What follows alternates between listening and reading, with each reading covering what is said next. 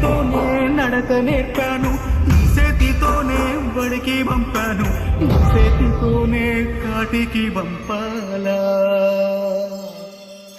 ఈ చేతితోనే మంటల గలపాలా.